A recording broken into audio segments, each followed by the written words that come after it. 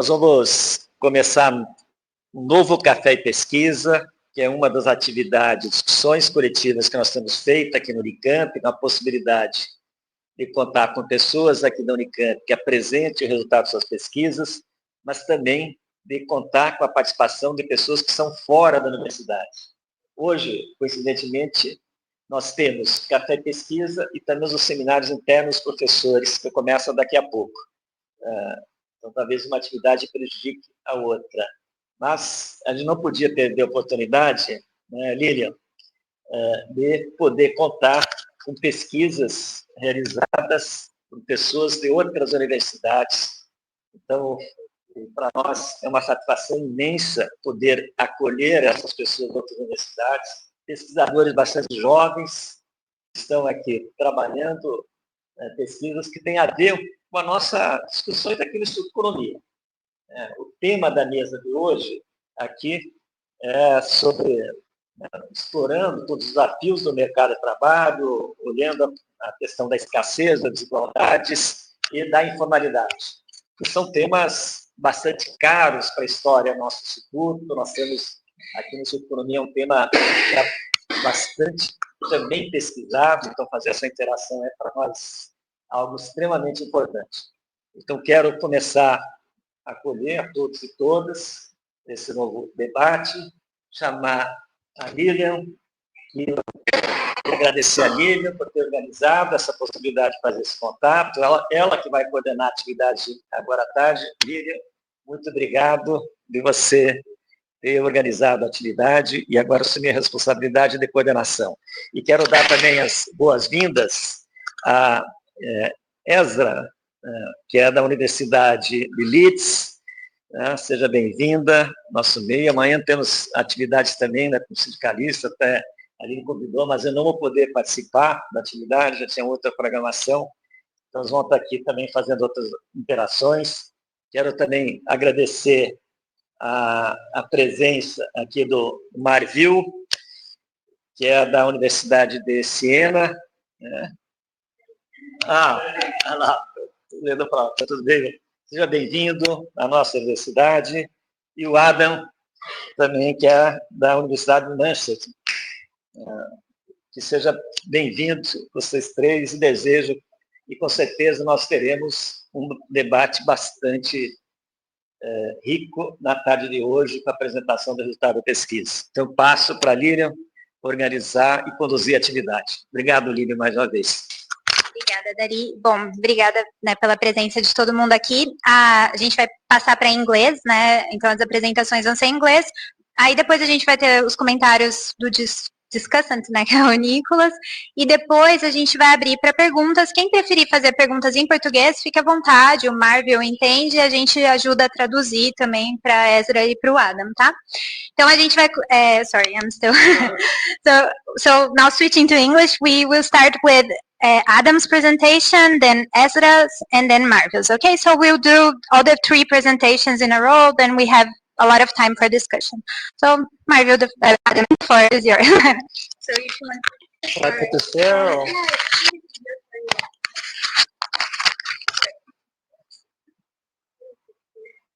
Great. Okay, great. So hi everyone. It's great to be here. Thanks again to Lilian for the invitation to be at your beautiful campus, and it's been really nice to have such a friendly and hospitable welcoming to Unicamp. I'm going to talk about a paper I've written with Peter Scott, who's based at Aalborg and UMass Amherst. And essentially our topic in this paper is the recent compression in wage inequality in the United States. I'm going to talk a little bit of, going to give an interpretation of the data and discuss some implications for progressive economic policy agendas. So to start off, I mean, the economic policy of Joe Biden, Bidenomics, has received fairly rave reviews in recent years. Commentators like Paul Krugman have in fact emphasized that the economy under Joe Biden was better than Goldilocks. You know, it was a kind of fairy tale economic performance in this period. And a key factor in the discussion about the successes, the ostensible successes of Bidenomics was the compression in wage inequality. And of course, wage inequality is a matter of intrinsic importance. It's a key kind of factor in the overall determination of inequality of the personal distribution quite considerably in the recent years. A kind of a major factor in the discussion has also been about the rates of unemployment under Joe Biden, quite exceptionally low for large periods.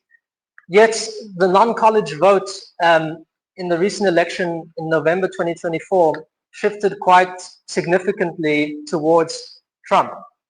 And in a sense, the broader reflection in this paper is to consider whether this was despite or because of Bidenomics, you know, this is the shift. So in a sense, this is the broader political economy question that I want to address. So just here in the slide, some of the favorable press that Bidenomics has received from different commentators. I focus a little bit on the Paul Krugman one as our Nobel laureate in economics. So to discuss what's happened in under Bidenomics, a key factor has been a discussion of the so-called unexpected compression.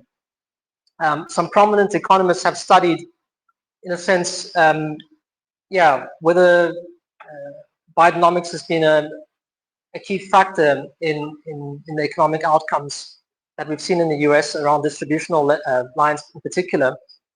And this kind of a prominent paper has been written by David Author and his co-authors.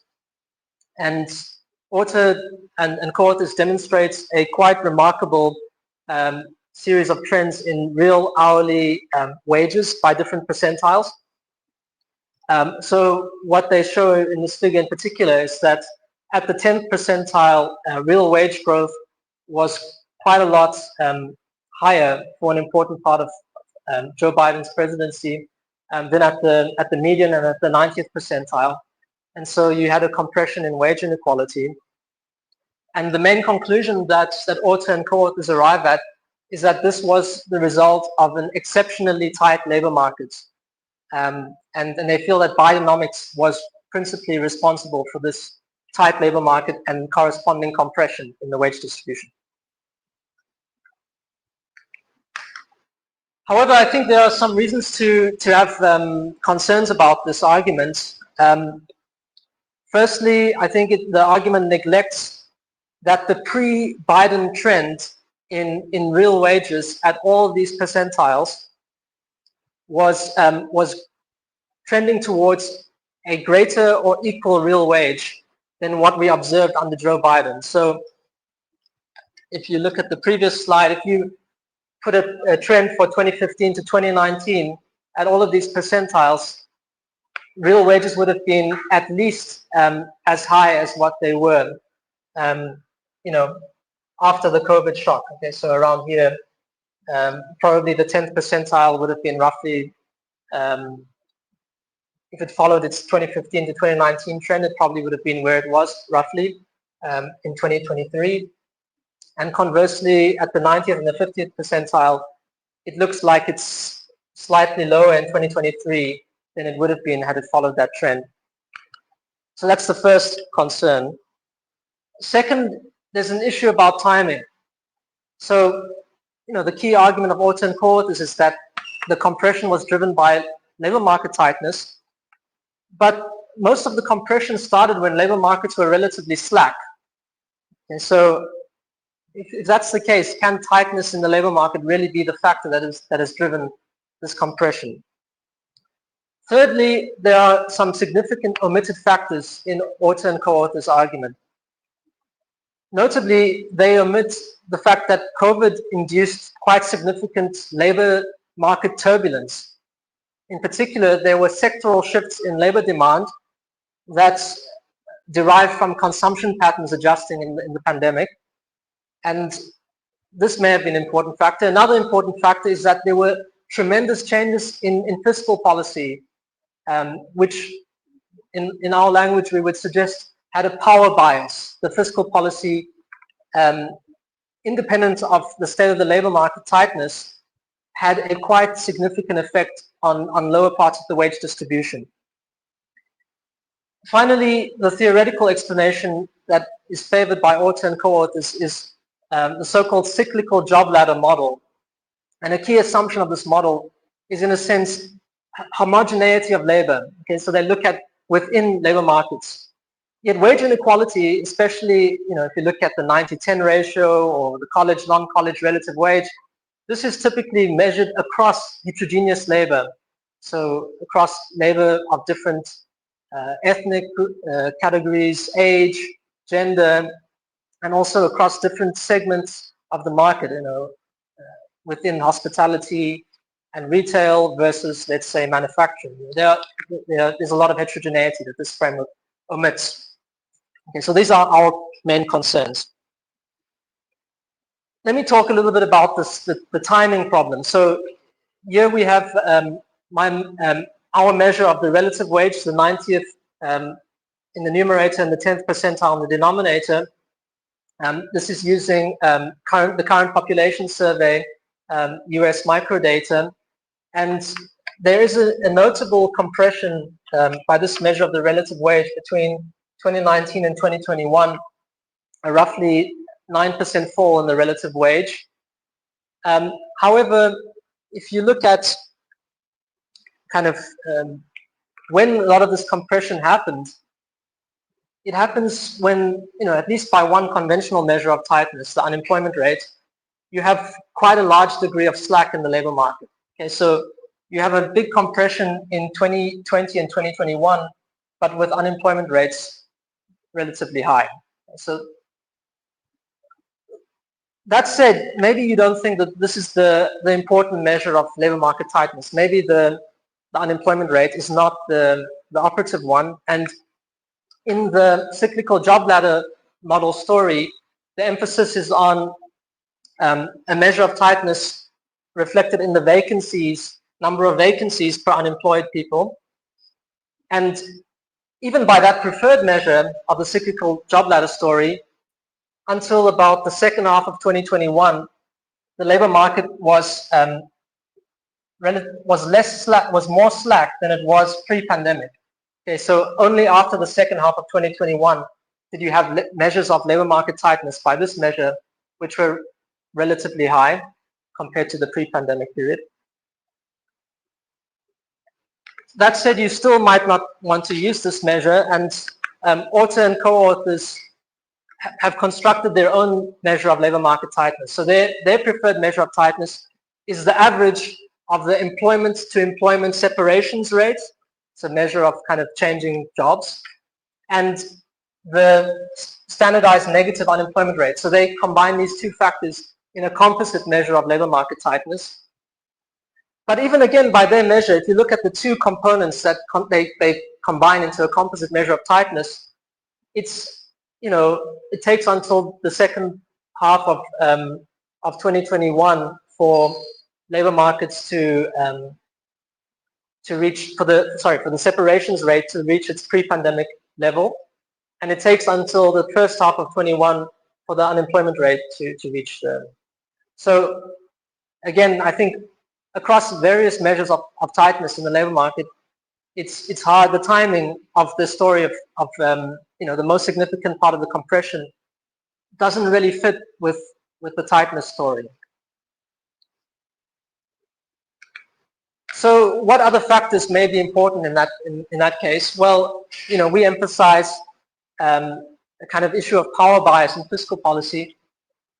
By one measure of fiscal policy, quite an important one in the pandemic, unemployment insurance, there was quite an extraordinary shock to the way policy was done, and we think that may have had important distributional considerations. So the level of supplementary federal unemployment benefits was quite extraordinary. So between the end of March 2020 and the end of July, it was about $600 a week. From August to December 2020, about $400 per week. And from January 21 to September 2021, $300 a week. And how does this compare with the federal minimum wage? Well, essentially in the first period, it was twice as high as the federal minimum wage, and later 130% or slightly above 100%. So that was quite an important shock, which we think may have had significant distributional consequences. In terms of the median replacement rate for unemployment insurance, some measures of the generosity or the extension of unemployment insurance was around 145% of the lost wages, in a sense, initially. Later it was about 95% of lost wages, so quite a significant policy shock. It's also the case that there was a significant expansion in stimulus checks, so roughly about, close to $1 trillion in stimulus checks, tax relief, and child credits, roughly 5% of GDP, 5% of 2020 GDP. And from the start of the pandemic to April 2021, a family of four received more than $13,000 in stimulus checks. So another extraordinary policy shock. What are the implications? Well, we argue that reservation wages rose quite significantly, and the fallback position for unemployed workers improved quite a lot. Also, there were important changes of these policy shocks for fairness norms, workers' aspirations, and militancy.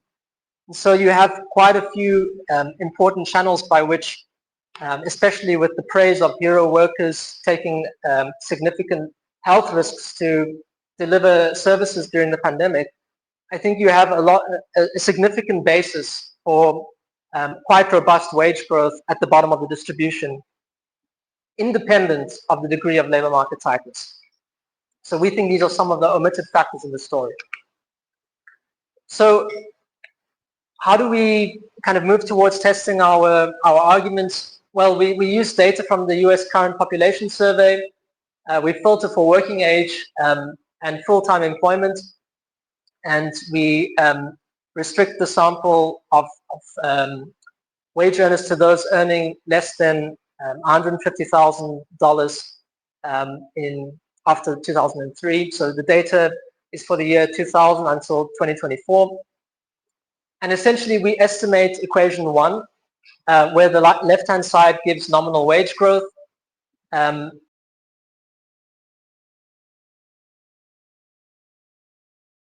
We estimate this on a series of variables on the right-hand side, principally two measures of labor market tightness.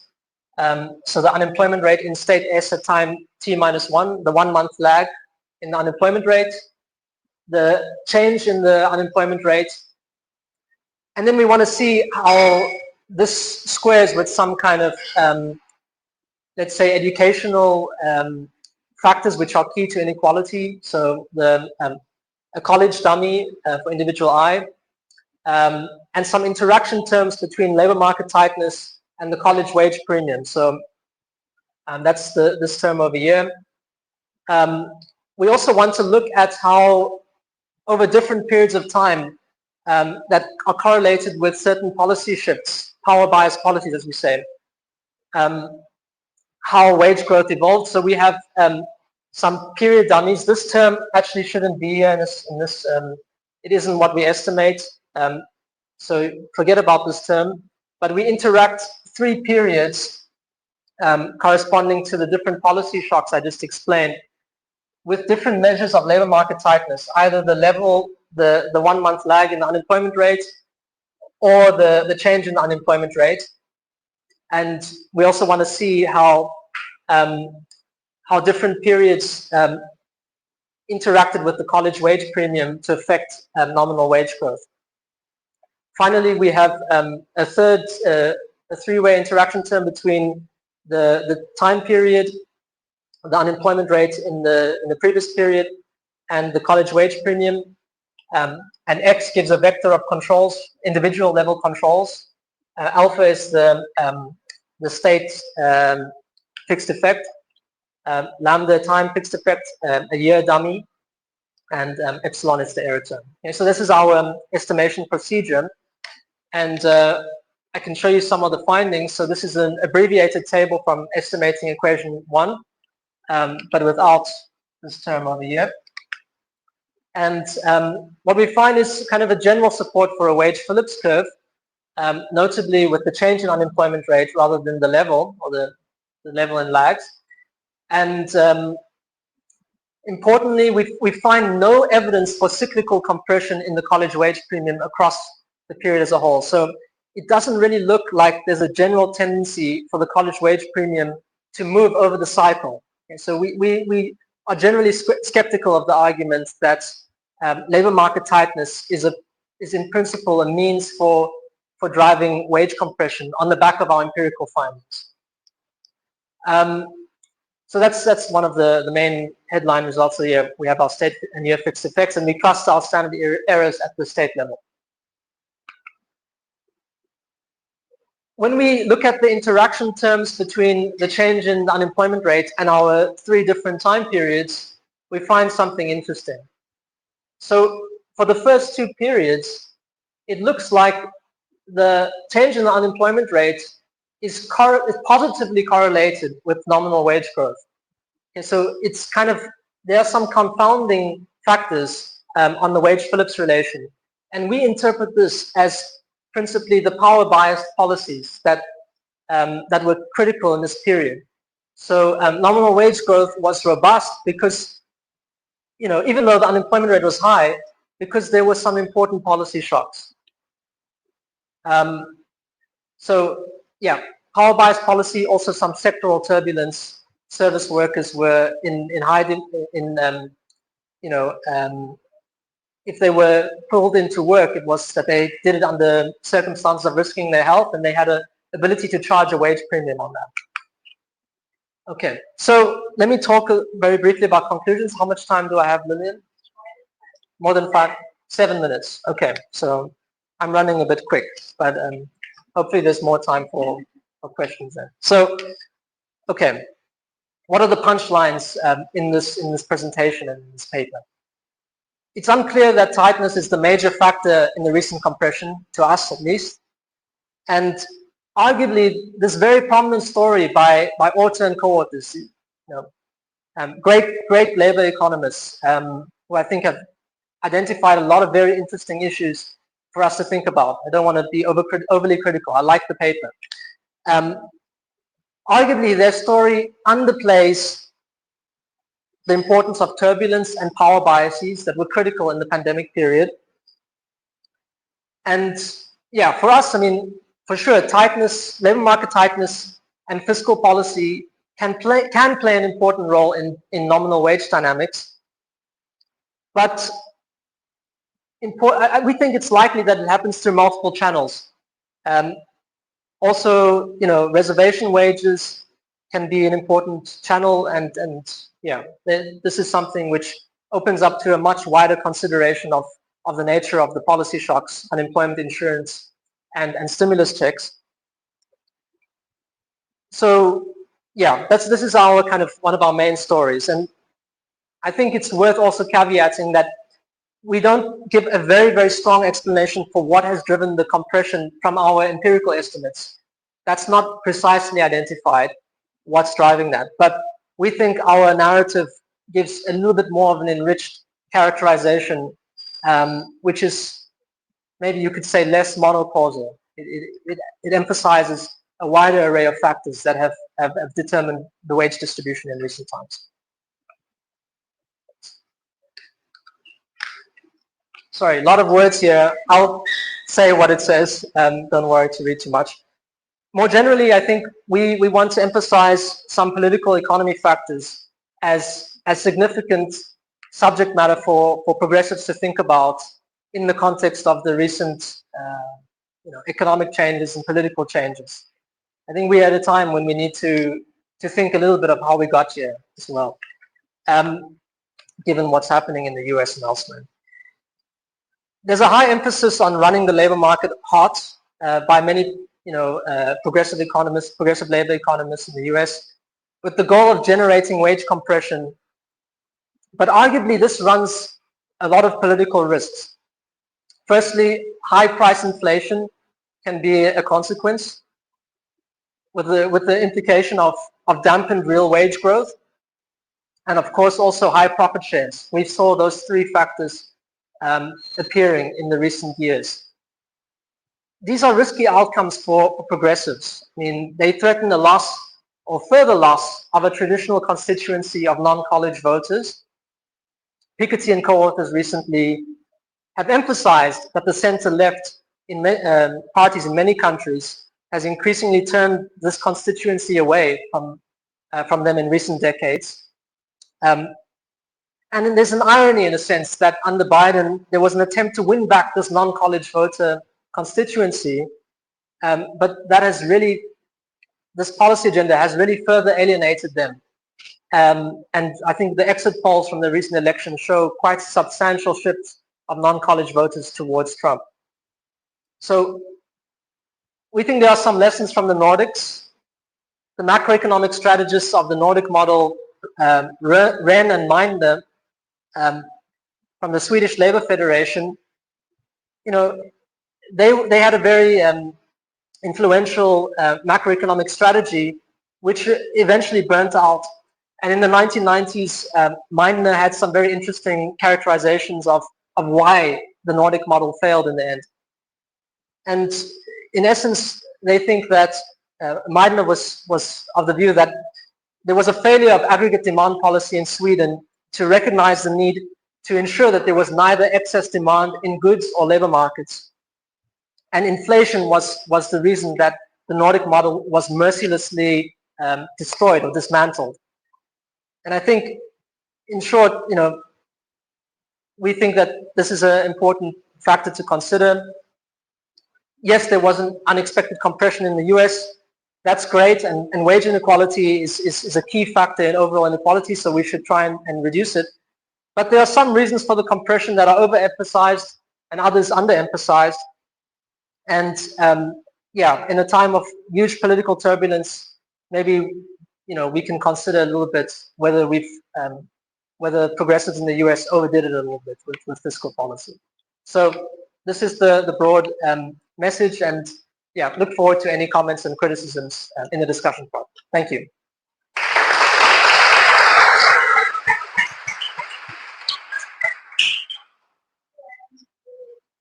Oh, took the mic with me. Okay, so now we have Esra. Thank you, Adam, for your presentation. Let me just see.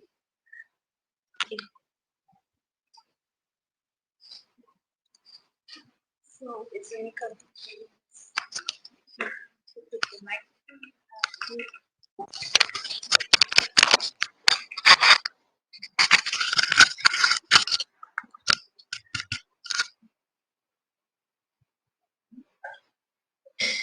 25 minutes, right?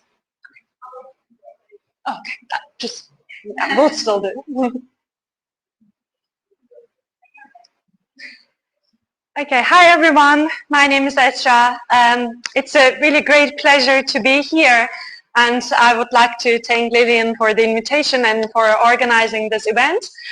The title of my presentation is Investment Responses to Labor Scarcity in Europe. So I will be kind of continuing with the same theme of labor market tightness, but maybe instead of using that terminology, I will kind of call that labor shortages.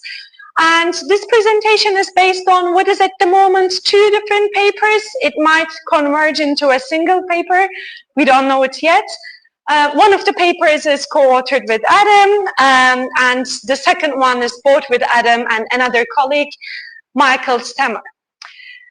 So let me first explain a little bit why we're interested in studying labor shortages and its effects on investment. So basically labor shortages is a very prominent problem in Western Europe, in the UK, in countries like US and Japan. So when you open the Financial Times, you would see an article on how labor shortages affecting economic activity almost on a daily basis. So articles about the effects on the food supply to chip making industry, from childcare to construction. So this is a very prominent kind of problem. But despite the existence of very kind of widespread coverage about how labor shortages affecting economic activity in the media and in public discussions, to our surprise, there is very limited academic research, especially when it comes to investigating the effects of labor shortages on investments using empirical methods. So we think that there is a bit of a gap in the literature, and our aim is to address this gap. We think that from a theoretical perspective, the relationship between labor shortages and investments can go either way. And we think that the relationship depends a lot on whether we can think of capital and labor as complements or substitutes in production.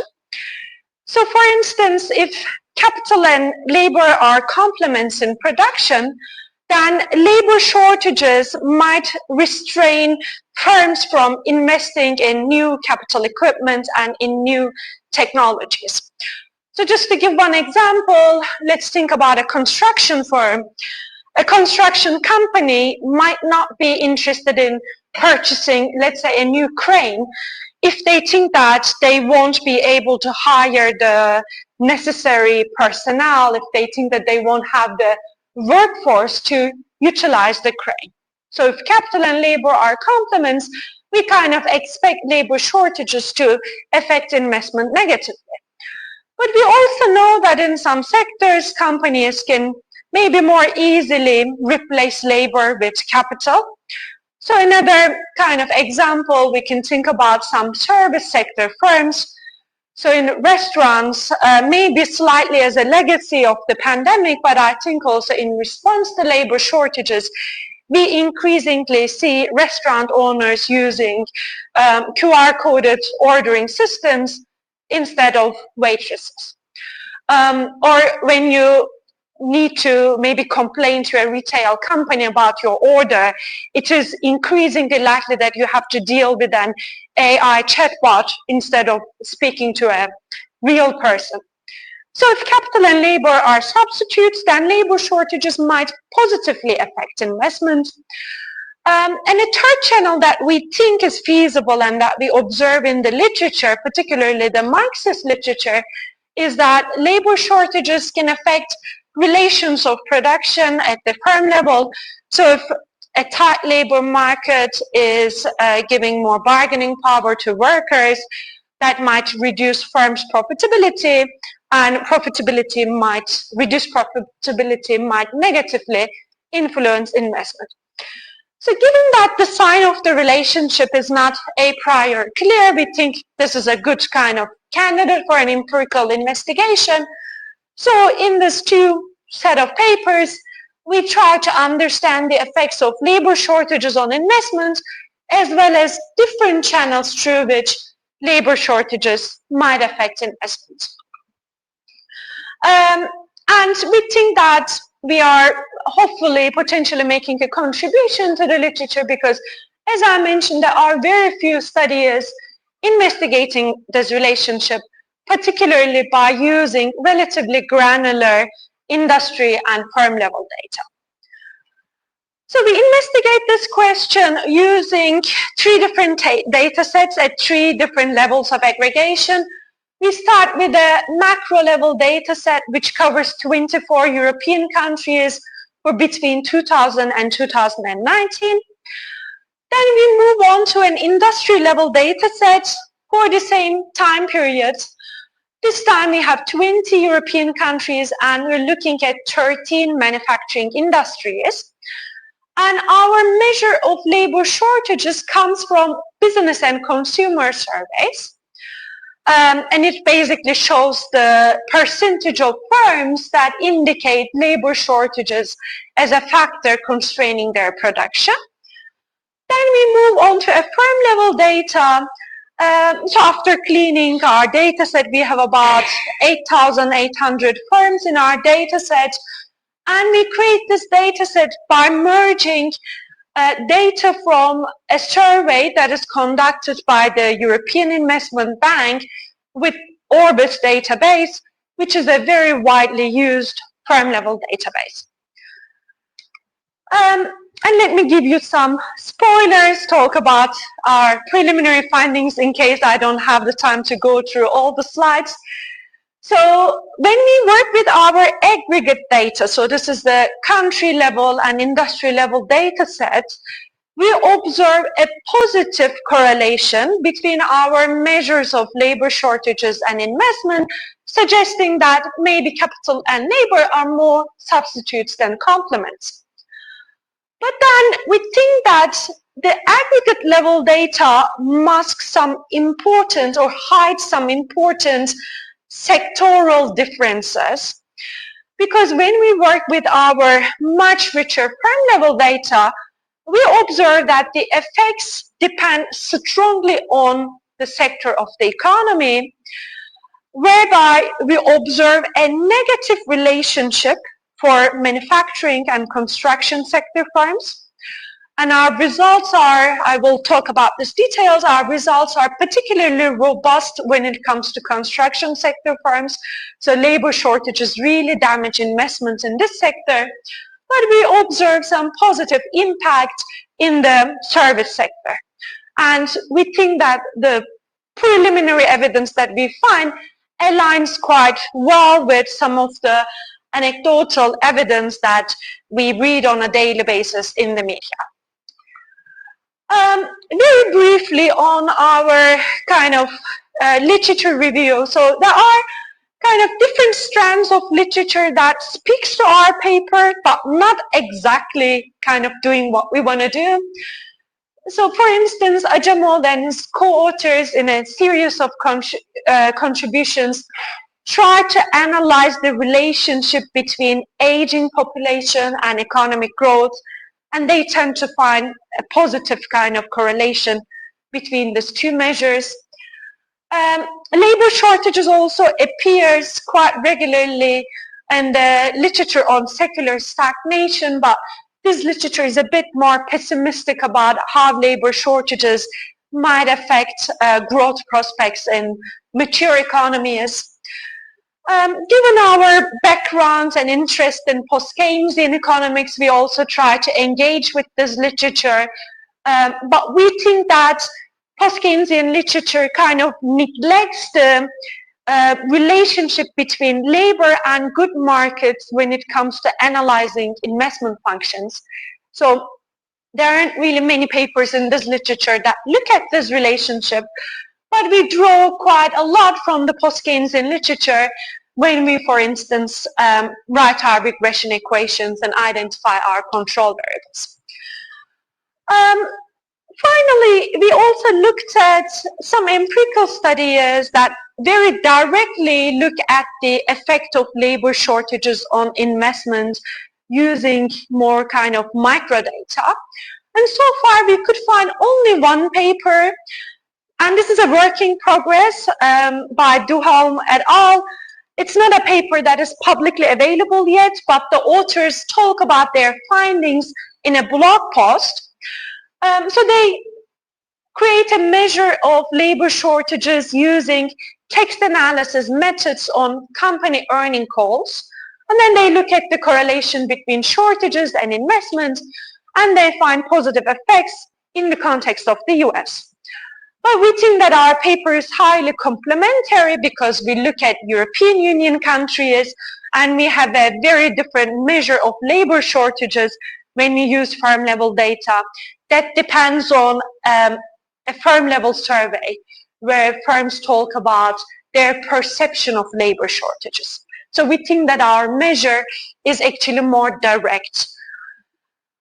We don't have like a toy model to inform our regression specifications, but we have a mental model.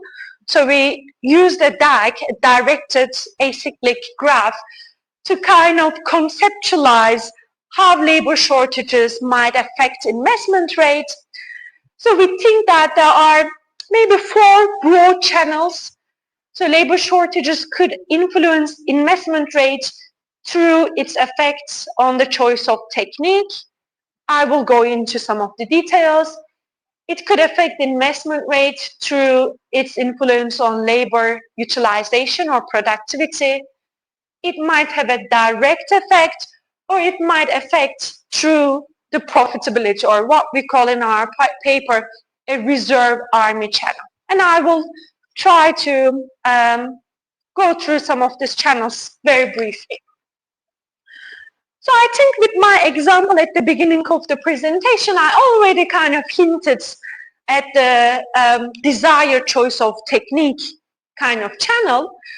So if firms are able to, depending on their line of economic activity, they might respond to labor shortages by shifting to more capital-intensive production methods. So I already gave the example of restaurants substituting waitresses with QR-coded menus. So firms basically respond to shortages by changing their desired choice of production. There's some empirical literature that tries to basically empirically estimate production functions, and this literature finds that capital and labor tend to be complements rather than substitutes in production. So this is one of the channels that we will analyze. And there's also some literature that looks at how firms change their labor arrangements in response to labor shortages. So for instance, whether firms tend to use more kind of shorter term contracts or tend to hire more migrant workers when they are faced with labor shortages. But our paper is kind of complementary to this line of research because we are interested in how labor shortages are affecting capital as opposed to how labor is utilized. If capital and labor are complements in production, then labor shortages might represent a hard constraint on how much firms can invest. And this idea appears in a series of papers by Peter Scott, Adams' co-author. So he introduces employment rate, which he thinks as a proxy for labor shortages, into a standard Baldwin-Margolin investment function. So this would be familiar to those in the audience who are familiar with the post-Keynesian literature. But as far as we are aware, there aren't really any empirical kind of tests of this investment function. And finally, labor shortages might affect investments by making labor markets more tight and increasing wages, reducing profitability. And this is an idea that appears in Marx Capital Volume 1.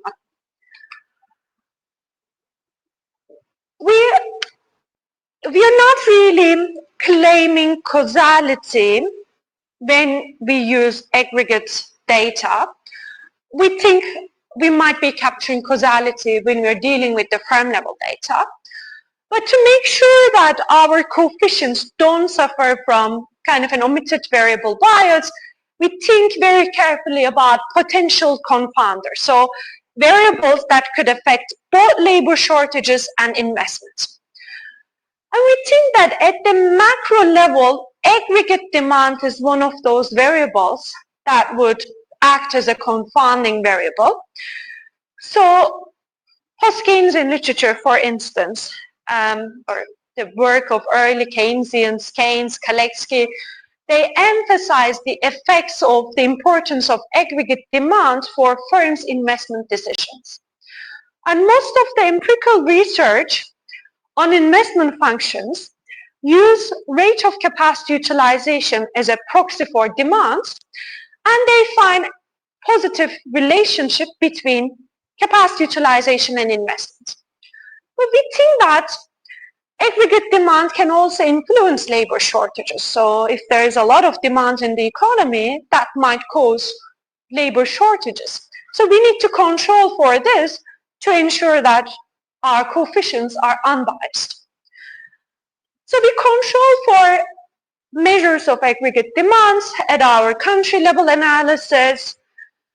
When we use industry level data, we purge the effects of demand from our measure of labor shortages. I will come back to this later. And we think that the firm level data automatically kind of mitigates endogeneity problems. We also think carefully about potential kind of unobservable factors that might be affecting both labor shortages and investments. So for instance, at the firm level, the region that firms are located or their line of economic activity might increase or decrease the chances that they are subject to labor shortages. And this type of regional or sector-specific factors might also have an effect on investment. So we use different types of fixed effects in our empirical investigations to mitigate any omitted variable biases. Very briefly, at the country level, our measure of labor shortages is given by the employment rate. This is a widely used measure. At the industry level, it is the percentage of firms that identify labor shortages as a limiting factor. And at the firm level, our measure is a dummy variable, which is equal to 1 if an individual firm identifies the availability of staff with the right skills as an obstacle for their investment activities. So as you can see, our firm level measure is a very direct measure of labor shortages, and we think that this is one of the contributions of this paper. In terms of trends, I would mention very briefly, so in every year, so this is from our firm level data set, every year the percentage of firms that identify labor shortages as a problem exceeds those that do not.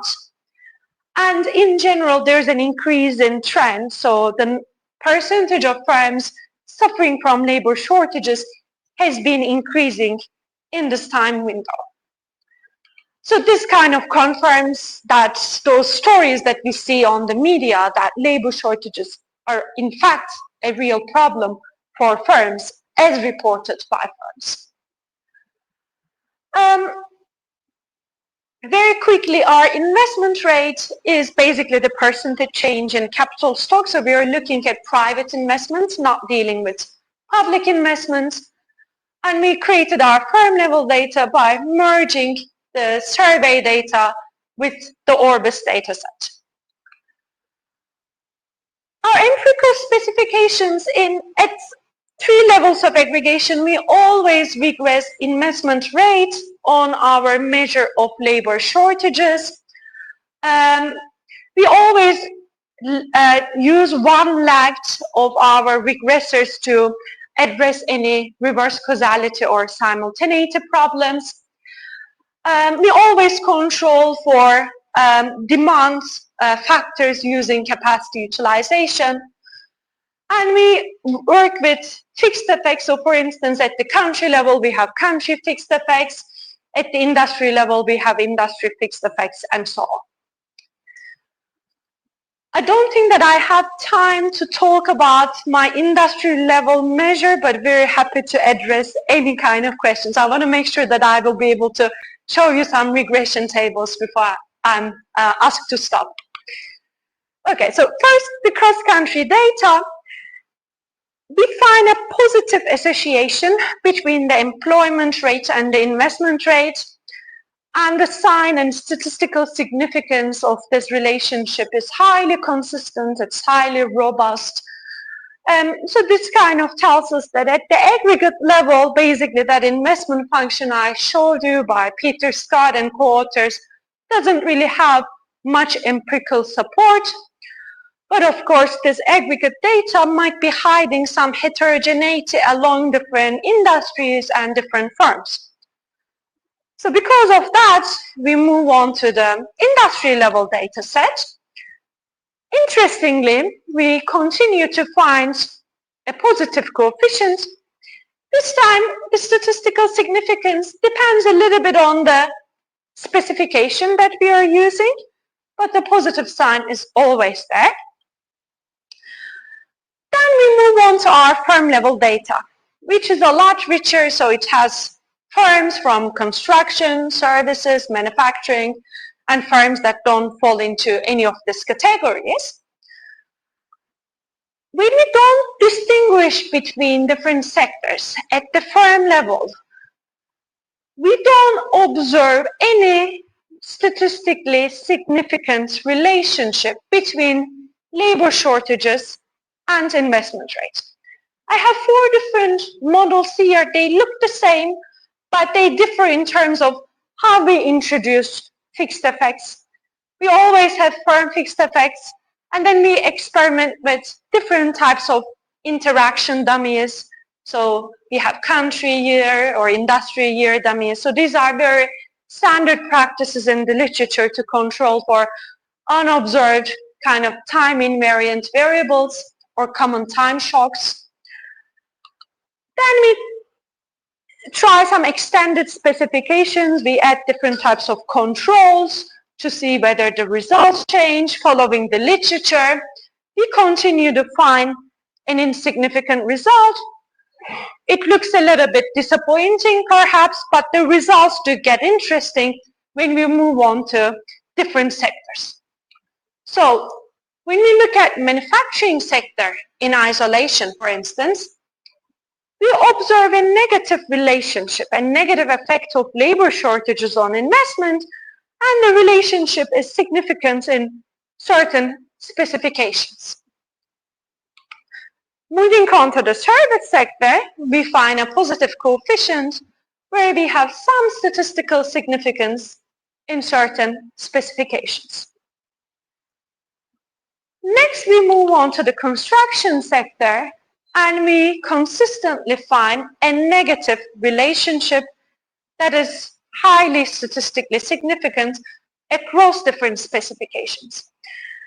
And we think that there is a lot of kind of anecdotal evidence confirming this finding. So for instance, in the UK, there are a lot of discussions. The public discussion is centered highly around the efforts of the new Labour government in the UK to increase the housing stock and to upgrade the infrastructure. And many analysts think that these efforts will be unsuccessful if labor shortage problem continues and if the government does not relax their immigration rules. And we think that our empirical findings align with this argument, align with this sentiment. I will need to skip some of the slides, so I want to kind of come to my concluding slides to kind of reiterate, to wrap up what I said. So our findings show that the effects of labor shortages on investment is highly sector dependent. So in some sectors, firms are better able to substitute labor with capital. And by capital, I also mean intangible capital. So service sector firms are able to substitute labor with new softwares, new technologies.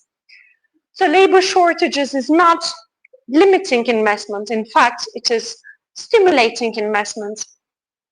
But in some other sectors, particularly construction, labor shortages have a negative effect on investment. And as a kind of a policy conclusion, this finding suggests that to address kind of the housing deficit and the infrastructure deficit that is quite prevalent in many European countries, governments might need to relax their immigration policies if they want to achieve their goals. This is one of the findings that follow from our analysis. So the work is at a preliminary stage. So this is my second time presenting this. The first time was yesterday. So we are very open to any kind of comments, suggestions, criticism. So please don't hold yourself back. We're really looking forward to hearing your thoughts. Thank you.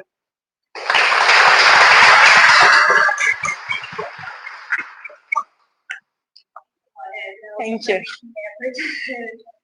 Thank you.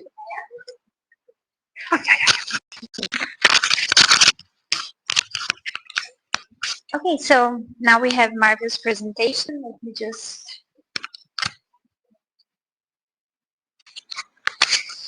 Have to use this like here.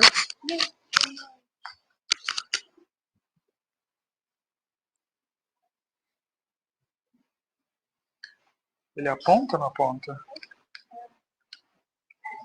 Não, na TV não, na TV não. Não, tudo bem, tudo bem. Em inglês, tem que ser em inglês, né?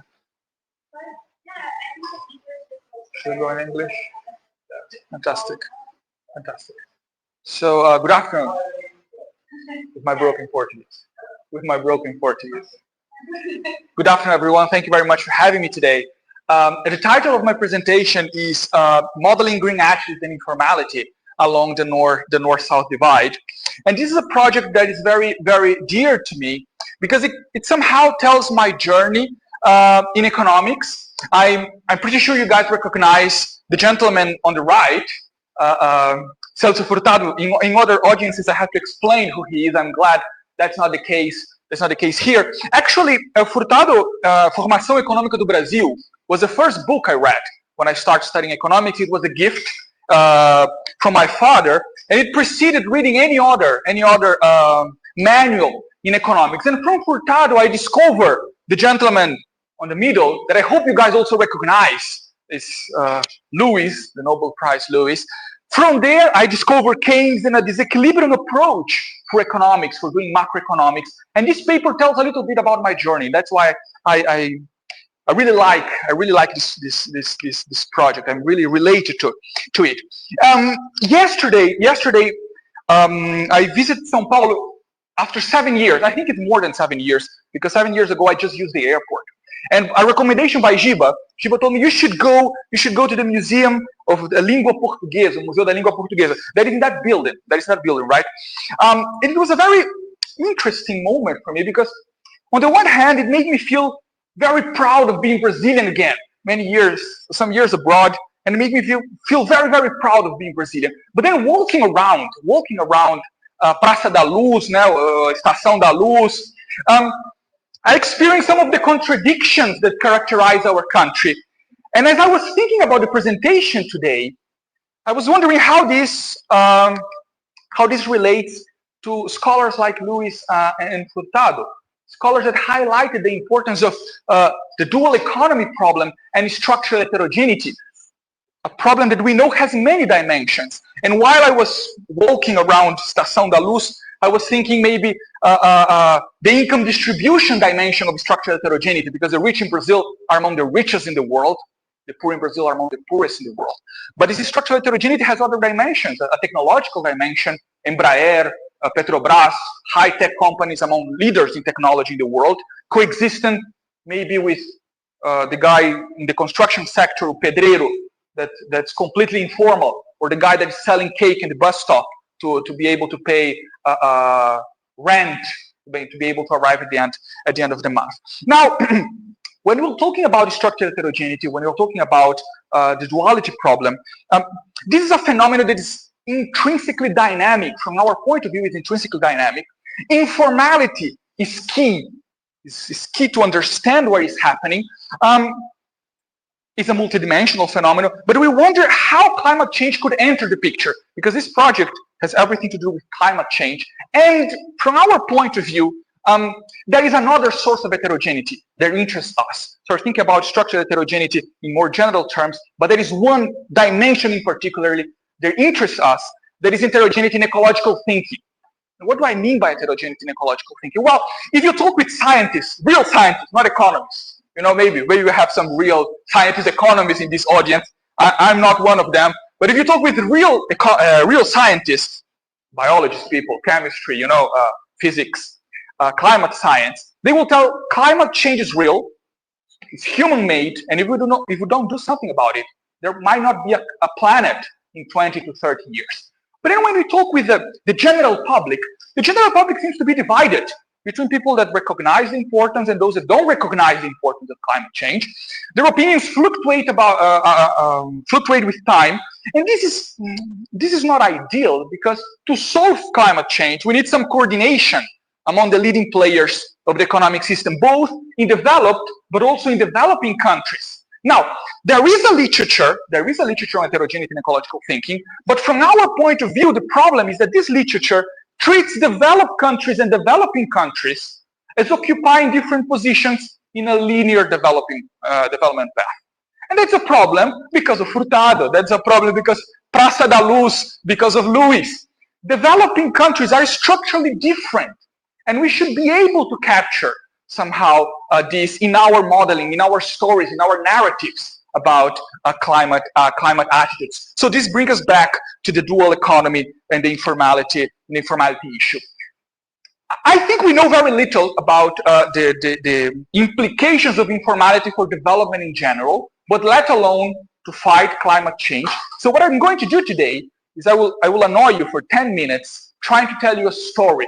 The story has a couple of equations that you can find in the paper. There's a paper circulating there. I will just use four today, okay? I will try to focus on this story. And this story is about the interplay between informality and heterogeneity in ecological thinking. And we'll be using a tractable framework based on discrete choice theory. So just to give you a more concrete view of what I mean by heterogeneity in ecological thinking, there are many surveys of this type around there. This survey is from the World School, the edition 2021. While we were writing the paper, the edition 2024 came out, but results are more or less similar. What we have here is an index that we built between -1 and 1. But it's very easy to find this index. Look, these guys came and asked people from 120 countries, close to 130,000 people. They asked, how serious a threat do you think climate change is to the people in this country for the next 20 years? How serious of a threat do you think climate change is? So we took the share of those that said it's a very important threat, minus the rest of the population. And that gives you a very intuitive index between -1 and 1. Because if everybody says, yes, climate change is a very serious threat, then we go to 1. If everybody says, no, climate change is maybe it's important, but not very important, maybe it's not important at all, I don't care, I don't mind, then this index goes to -1. If the population is divided 50-50, the index is 0. It can be anywhere between -1 and 1. Then when we compare the global north is very stereotyped. You go to Europe and you have these Dutch people riding bicycles and the Americans with their SUVs. So you can see it in the data, Europeans much greener than the US or maybe than Australia. But when you go to the global south, we also can see some heterogeneity, a lot of heterogeneity in this way of perceiving climate change. Because Latin America is a lot greener than the north of Africa and Asia. Now, when we cross that with an indicator of structural heterogeneity, here is an indicator of informality, a very interesting picture emerges. Because here in the horizontal axis, I have my green attitudes index that I just showed you before. It goes between -1 and 1. But in my vertical axis, I have a formality index that I'm calling omega. How I obtain that index? I just take the share of workers in the formal sector minus the rest, those that are in the informal sector. So if omega is 1, everybody's in the formal sector. If omega is -1, everybody's in the informal sector. If omega is 0, you have 50-50. Omega can be anywhere in between -1 and 1. Now, all 4 quadrants, you have countries in all 4 quadrants. And that's puzzling, because one would expect the red quadrant makes a lot of sense if we think in terms of theoretical constructs like the environmental cousins curve. Environmental cousins curve will tell you, look, these guys are very informal, they are underdeveloped, developing countries, so they don't care a lot about climate change. But the guys in the blue quadrant, they are highly formal, they are more developed, and they care about climate change. So that's the red and the blue. But what about the 2 gray? We shouldn't have countries in the gray area. And that's a motivation, that's the main motivation for our project here, because we want to provide like a simple story that is capable of generating this result endogenously, not as an assumption, but endogenously in the model. So my story, before getting to my 4 equations, I promise, just 4, but the story is pretty simple. So what I have here is the 2 main dimensions that we're dealing, the 2 main dimensions of structural heterogeneity. The one is the most classical one, my omega, informality, going between -1 and 1. The other is heterogeneity in ecological thinking, my green attitudes. Okay? Now, you have this pool of heterogeneous agents. Some believe climate change is very important, some don't. Depending on the group of agents that wins, you will choose a carbon tax. It doesn't have to be a carbon tax. I want the paper to be published in an economic journal, so I have to go with a carbon tax. But think about any other instrument that can allow you to fight carbon emissions. Okay? So you choose a carbon tax. If people that don't believe climate change is important win, why should they choose a carbon tax in the first place? So then you will not have a carbon tax. You might even have a carbon subsidy. Depending on the carbon tax that you choose, you are making it polluting more expensive. So firms will respond by changing their technology, by increasing their search for carbon neutral production techniques. Depending on the technology they choose, you will have a result in terms of output.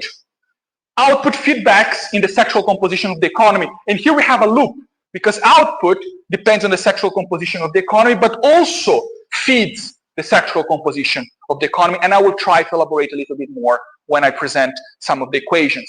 Pollution is a subproduct of output.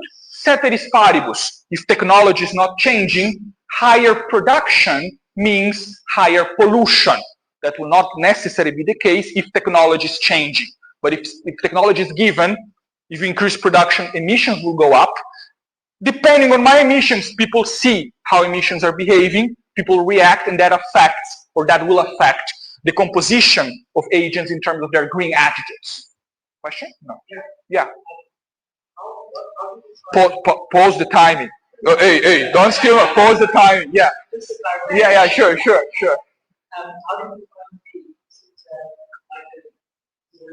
It's a technical coefficient in a Leontief production function.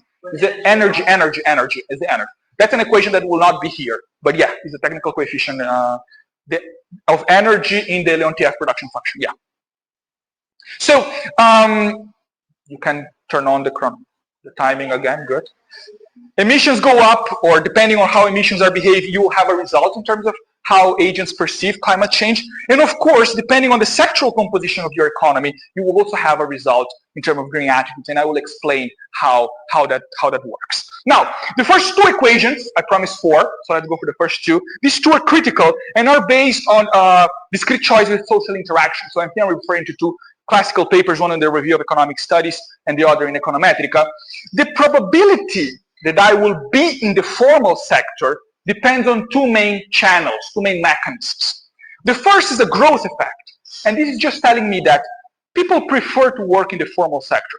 So if the formal sector is growing faster, this increases the probability that my agent, that my worker, will be in the formal sector. The second channel is a scale effect. And it's just telling me that, so one is a growth effect and the other is a level effect. The scale effect is telling me if I'm surrounded by workers in the formal sector, that will increase the probability or the likelihood that I will be also in the formal sector. If I'm surrounded by people that work as pedreiros in the informal sector, this will also increase, if I live in that context, it will increase the probability that I will be in the informal sector. Regarding your attitudes, we differentiate, or I'm differentiating here between 3 channels. The first one is the climate threat. Climate threat, if pollution is increasing, it keeps growing, the results of climate change materialize, and this will affect the probability that I will perceive climate change in a more serious way. But then, I also have a formalization effect.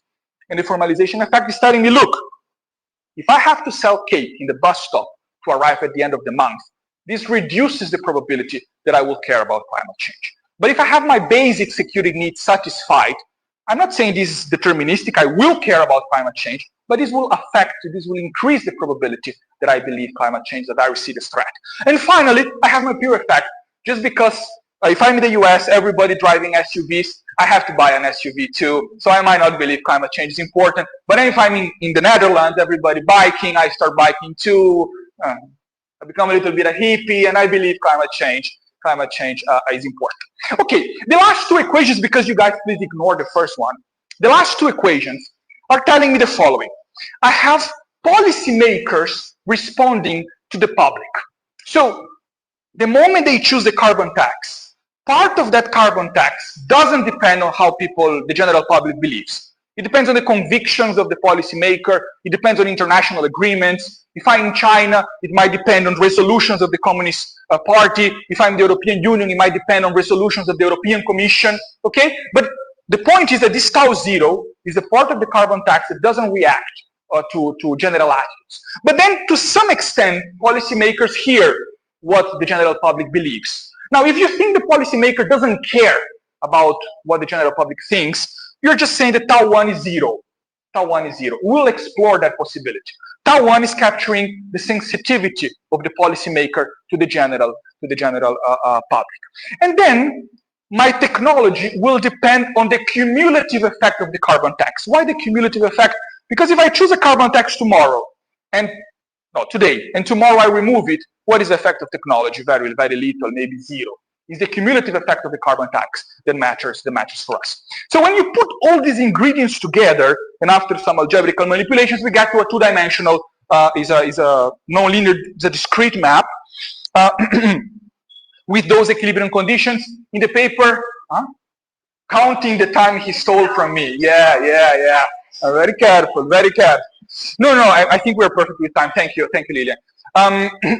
We have analytical results in the paper. So we demonstrate the existence of a unique and multiple equilibria. We perform the local stability analysis, and that's a credit for my co-author.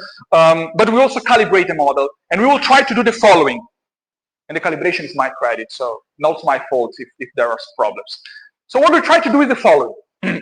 Let's mute all channels and activate some of them to see what kind of results emerge. Okay? So I would like to show you the first result. If I mute all channels in the model, what does the model give me? If there is no scale effect, no growth effect, no pure effect, no formalization effect. If I mute the channels of the model has a unique equilibrium. It's the 0-0. Sectorally, 50-50. In heterogeneity and ecological thinking, 50-50. Then, if I activate the growth effect, the formalization effect, the climate threat, so I keep these two muted and activate only the other three, I reproduce the environmental Cousin-Scarf situation. Now the model has two stable equilibrium solutions. One, non-green informal. The majority of the economy is informal and doesn't think climate change is important in one equilibrium. In the other, the majority of the economy is formal and believes climate change is important. And here we have a representation. Here we have a representation of path dependence, a weak representation of path dependence, because if your initial conditions are anywhere in the red area, you go to the bad equilibrium. If your initial conditions are anywhere in the blue area, you go to the good equilibrium. So you have sensitivity to initial conditions. You have the environmental cousins curve because underdeveloped countries don't care about climate. Developed countries care about climate. That's not ideal if we think about one of the first figures I show you. If I activate the scale and the group effect, now I start to get something interesting. Because if the scale and the group effects are important, now I have not only the blue and the red attracting regions, but I also have the two gray areas that I saw in the beginning of the presentation. It's still with a weak representation of path dependence. My initial conditions matter for the point I'm going to end up. So using my last 10 minutes, because you told me I have my last 3 minutes, my last 7 minutes, we wonder if we can say something, if we could inform policymakers, if this model could inform somehow policymakers on what is happening here. So I would like to show you two experiments. The first one is what happens if I keep increasing, or if I increase the autonomous carbon tax. Meaning the policymaker cares less about what the general public believes and focus on implementing this autonomous carbon tax because of international agreements, because of his or her own convictions. In that case, I kill one of the gray areas, and the attracting region of the blue good equilibrium increases. Now, let's think about the big push, the theory of the big push. Rodin, Protestant Rodin. If a country is stuck in the red area, it has two big push strategies, possibilities. One possibility is say, climate change is something for developed countries. Let me get formal first, one big push. But then I need a second big push to go to the good equilibrium, to the blue area. But if my policymaker focuses on the green strategy, then I just need one big push to the right, because once I get the blue area, I will converge to the good equilibrium, as long as there is a sufficiently high autonomous carbon tax. We can talk a little bit more about the economic rationality behind this result. But in contrast, and that happens a lot in developing countries, if instead of a carbon tax, an autonomous carbon tax, we implement a carbon subsidy, and that happens when we give oil companies tax subsidies or tax exemptions for 10, 20 years to implement certain projects, we have the opposite result. Now we again kill one of the gray areas, but increasing the basins of attraction of the red equilibrium. And this just means that we're increasing the trap, the development trap, the underdevelopment trap. Because if I keep giving shocks up, I will just go back to the non-green informal situation. Okay? And even if in that case, with a carbon subsidy, I try to go for the green channel, I need two jumps instead of one in this previous case. So the paper, I'm perfectly on time. What we try to highlight in the paper is this contrast between subsidizing carbon or implementing an autonomous carbon tax for the likelihood of being in a trap, in a development trap, or the likelihood of achieving a more desired equilibrium solution. So, some final considerations. I truly believe that Luis, the Economic Commission for Latin America and Caribbean, Furtado, and those guys that I hope you hear, this is a place that you learn how to love these guys from the beginning, and I'm glad that happens. They are more relevant than ever, because the duality problem persists. And if the duality problem persists, we should, our analysis shouldn't just cover the global north, but we should incorporate the duality problem and the global south into the discussion. What we try to do here is a very simple model, a very tractable model that based on discrete choice theory to study this political economy of climate change along the global north and global south divide. The probability of being informal depending on only two channels, the growth channel and the scale channel, and supporting carbon taxes, we differentiating between three channels. But maybe my invitation here is that the model is very flexible. So if you're interested in one channel in particular, let's say gender, I think gender is important for the support or not of climate action. You can remove, I don't think perception threat is important. You can remove that channel and introduce gender. I think that fiscal policy matters for the probability of being formal and informal. I'm not so interested in the scale effect. Remove the scale effect and put fiscal policy. So the model allows you to introduce ingredients and remove ingredients to get an intuition or insights on what might be happening in this more general model, stylized model. Of course, we had a discussion on a green big push, and we can continue this discussion if you have time, willingness, I don't know, because I think there is where the policy insights are. So thank you very much for your patience. Thank you very much for your time.